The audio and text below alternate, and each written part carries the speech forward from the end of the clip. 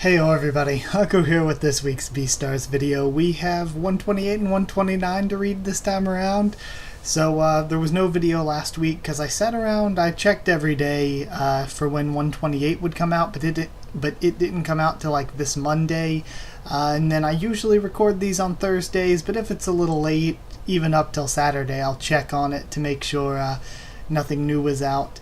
But 129 came out today, so we got 2 chapters. And I'm happy for that. We get to read both at once, because every single chapter of Beastars has been amazing recently. I love the new story arc we're headed into. Just like usual with Beastars, like, basically everything's been good. I can't really think of anything I didn't particularly like through the whole series, really. There's some things that could be better, I mean, obviously, but I just love every chapter for what it is, and I think it has to do with the way the Itagaki writes it, which is great. But yeah, either way, let's read 128 first. It's called A Danger Mixture Made to Counteract Against a Gas Outbreak. So I wonder if this Night Mask party will actually have a gas outbreak, or if it's just one of those, like, artsy Beastars titles. The titles are so good in Beastars. They're like one of my favorite things. We have the color cover here. Yafia's tail, thick. A turbulent night is coming. The love failure makes his move. Alright, talking about the anime. Why is my voice all falling apart here? Hey buddy, this is an infiltration, thinks Lugosi. I can give you some good bloodbone for a good price. 1 gram for 15,000 yen, and for this masquerade ball only. Move aside. Hey, I can give you something better for a young male like you. Oh, you're packed, aren't you? Let's get ourselves a room and have some fun. And he's freaking out. Infiltrating means blending in. Eek, he says. And now we have a flashback to Yafia telling him, Look, when you're in the masquerade ball, you're gonna act like a rich family's only child who doesn't attend lectures and goes to clubs and sleeps with females every night. That's what Yafia told me to do. Sweating, but that's like the total opposite of myself in real life. Do I just act like a party animal? Yeah, hey, that sounds good. Yahoo! I freaking love how awkward and cheesy Lugosi is. What's he doing, thinks Yafia. Come with me, you're being too careless. Oh, Yafia-san, I'm just doing what you told me. What'd I do wrong? Everything. I didn't tell you to act like an idiot. The grown-ups who come here are ordinary high-class folk. The more well-off they are, the less predatory desire they have. But they still long for the chance to be freed from the species-bound barrier, which is why they come here to do as they please. And I like how we delve a lot into the sociology of this world. I'm surprised you haven't lost yourself with this party's temptations, what with how impoverished you are. It's impressive, really. I guess. Well, it's mostly because I already have a girl I'm committed to. There's also that, well, weirdly enough, I have an apparent herbivore fetish. My body doesn't react to females if they're wearing masks, or masks that conceal their species. You have an herbivore fetish, says Yafia. Yes, it's my strength and my weakness. Lugosi is the best. I want to face herbivores head-on with all my predatory and sexual desires, so really this party's a walk in the park. Lugosi, I knew you were an odd case, but I didn't know you were this much of an eccentric wolf. Freaking Yafia. And I love that Yafia's he is a good guy in his actions, but he's also a bigoted asshole. So I love that we have bigoted asshole Yafia teaming up with complete nutjob Lugosi. Like cheesy, naive nutcase Lugosi. I love it. Don't like this music, though, he says, flicking his ears. Our target's an herbivore-carnivore hybrid, right? How do we find him when everyone in this room has their species concealed? Do you have a plan? Yeah, let's move to the center of the hall. Equine vision is 350 degrees. My 10-degree blind spot is my darkness of solitude, but you have what it takes to compensate for it. Nice. Our range of vision is the optimal 360 degrees. It's time for a visual scanning of every animal in every area. Okay. My pupils have been long obscured by my 10-degree blind spot, but now they're brimming with tenacity. I will see through everything in this room. Meron is definitely here. Remember his fierce characteristics. Can you see everything in this room? I can count the threads in the spider nest on the ceiling. He is one animal out of the 500 animals in this room. He has gazelle antlers and a leopard's mouth, an herbivore's thin body, and a feline's curvy back. I see. The male on your left. The male hugging the female near the door. The male on the table on the second floor. Those 3 males fit the conditions. The criminal is one of them. Or he could be none of them, he could just not even be there. How are we going to find him? We can't exactly approach those males one by one. Being flustered isn't going to get us any better ideas. For now, let's dance to blend in with the party. No one's going to suspect anything from 2 homosexuals dancing together. Right. It's amazing how you narrowed down the target so quickly among all these animals. I find it interesting, too, the way Itagaki's portraying their face, like, silhouetted behind the mask there. Because that's been going on all chapter. The world, I didn't really pay attention if she was doing that at all last chapter. The world would be more peaceful if every animal was as simple-minded as you. I always thought you were just a scary old horse. No surprise there. I know how cruel you are, so this day is the last time I'll ever help you. I've had enough bloodshed. Bloodshed, that's it, he thinks. You're so cute, Legoshi-kun, and he grabs his mask. You don't have to be so mean. Okay, and he punches him and knocks him across the floor. It's a fight. Leave him be. What was that for? His tears flying out of the mask. Even that's not enough to cast suspicion upon us. You punched me the first time we met. Now we're even. Beastars must be insane and sadistic. I'll be taking some of your wolf blood. Okay, and he takes the blood from his nose and pours it into a glass. Oh, exactly. Now I just need to put my blood in. Every animal in here is drunk from alcohol. The predatory desire has weakened, and so is their sensitivity to blood. But an animal's sense of smell isn't dependent on a predatory desire alone. An animal doesn't have to be drunk or sober to react to the scent of hybrid nature. This is a mixture of carnivore and herbivore blood, or perhaps a special corruption-flavored champagne. Show yourself now so we can have a toast. Okay, and he's just looking for people reacting to that. And the one up on the balcony does. Okay. I mean, technically, like physically mixing together the blood of an herbivore and a carnivore doesn't really, I wouldn't think, produce the same effects as just a hybrid creature's blood, but either way, I don't know if that scientifically holds up, but I get what they're going for. Or maybe it's close enough, or maybe the showmanship of it is just enough to get Meron's attention, but we'll see. But either way, I loved that. Like I said before, I'm loving this arc and the storyline so far. So yeah, let's read 129. I freaking love Legoshi so much. 129. For a future covered in the gentle rays of the sun. Have they finally cornered Meron? Will the masquerade ball descend into chaos? They must capture Meron at all costs. And I like this color cover once again. Chapter 129, Jumping Out of a Dream of an Annunciation. Alright. Got the anime info there again. You're supposed to put your cigarette in the ashtray, Meron. And Yafia pats him on the back, taking his mask off. I got agitated.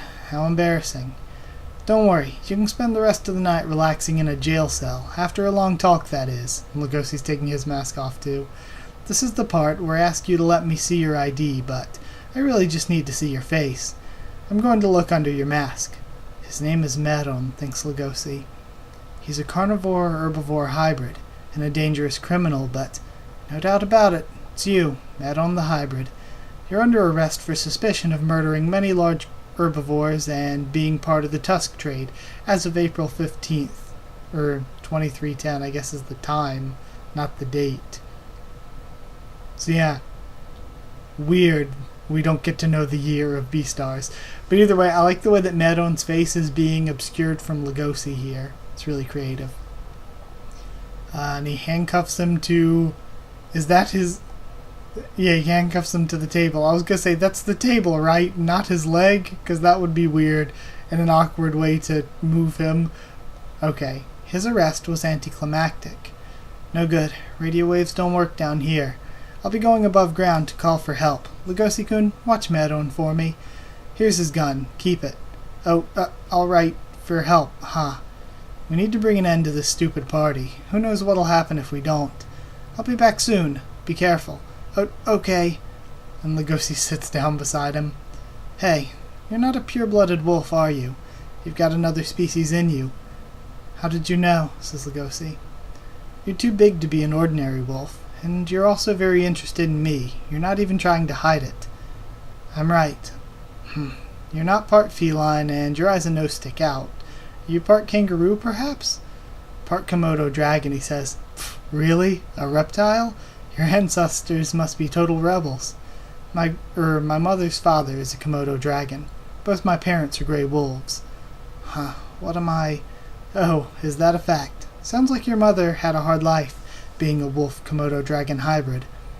She killed herself when I was 12, he says. Why am I so comfortable talking to this guy I've never met before, about my life story? Really, your childhood must have been crazy then. He's a criminal. Hybrids aren't really suited for living.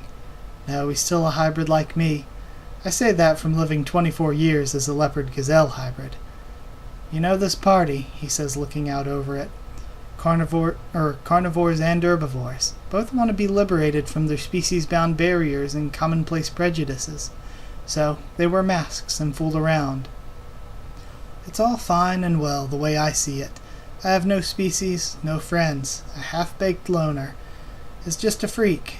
And he tears half of his mask off. Couldn't breathe with this mask on, and he fully takes it off. Why can't I speak? It's as if I'm looking at my unborn child, being brought to life before my eyes. God, this is such a good scene. Holy crap, Beastars is so good. Haru-chan, if we had a child, would it say the same thing? My name is Meron. What's yours? Lugosi. That they're just a freak? With Haru-chan being a rabbit and me being a wolf, we struggled to find common ground. I want the path that lies ahead of the wall we went over. I want the path that lies ahead of the wall we'd went over, to be a world that gives salvation to everything, because the species wall is so high and thick. In my pocket is Meron's handgun, a transceiver and some handcuffs Yafya-san gave me, and a spare key for the handcuffs. I want to help him, and he takes the key out. See, here's the thing. Meron is a murderer, so he's obviously bad, but at the same time I totally see where Lugosi's coming from, and I kind of feel for Meron to a certain point, because he's so freaking cool, because I feel for him as a hybrid, but at the same time he's a murderer, so I don't know if you can really trust him or not. Just so we're clear, I never told you to uncuff me, but Lugosi does anyway. I want to talk to you more. Good grief, I know I financed this party, but what say we hightail it out of here? And Lugosi leaves with him. Yafya's gonna be pissed. Meron-san, why do you think that hybrids aren't really suited for living? I just meant what I said. Didn't that old horse tell you about a hybrid's nature? He told me that hybrids don't eat meat, but they still have the savage desire to hunt animals. It's strange, isn't it? Carnivores and herbivores should get along. Yet, their children are treated like freaks. I don't think of you as a freak. In fact, I feel like the more I talk to you, the more I want to know about you. I can't see you as an evil animal. That was pretty cliche. Not a fan. Huh? You ought to say something more entertaining, like a joke. Something that'll give me a good time. A joke. Sorry, I'm not really a comedian. Do you have anything in your pocket that could give us a good time, like caramel candy or playing cards? I don't have anything like that. The gun, he thinks. Oh, and Meron shoots him. I mean, it was obvious Meron was lying to him and deceiving him and tricking him, but at the same time, I totally get where both Meron and Lugosi are coming from here. Well, what do you know? You really are a comedian. Well, you only had room for one joke, but I still had a good time. Thanks. Meron is such a cool character. Holy shit, this chapter was good. I love that scene when they're talking up on the balcony at the table. Everything about this chapter was good. 128, it was good, whatever. I like the continuation of the arc. 129 is... It feels like so many times. One thing I love, Itagaki said that they write Beastars as a series to be something that the end's not totally planned out, but they want it to be something that's entertaining to read week to week, so they just focus on writing it that way. And it ends up giving us, even though the full overarching story isn't always the tightest, it doesn't feel like some things just show up and then they never show up again. But at the same time, it gives us some really good, really impactful chapters. I can name so many chapters that are just friggin' powerful, just so good. I thought that the introduction chapter for Sebun was amazing. What's the one, like white fur on a piece of lime paper or something like that is one that I always come back to as being amazing. The first chapter is absolutely amazing. The first chapter of Beastars is one of the best chapters of manga I think I've read. There was another one I was just thinking of. Oh, the one that's like a piece of golden hair now in my pocket or something. I don't remember the full title, but it's after Ibuki's death, when Lewis is dealing with that, was a really good one. There are just so many amazing chapters, and a lot of my favorite ones are the one-off chapters, like Legum's chapter, the chapter where we focus on Shira and her new friend Peach or whatever, the Ai and Gohin chapter, the Cosmo and Lewis chapter. So many of these one-off character chapters are really, really, really good. And I think we just had another chapter like that recently, I think. But I don't really... Oh, it was the beginning of a couple chapters ago where we focused on that one lady character. I forget what she was, like a coyote or a dingo or something like that.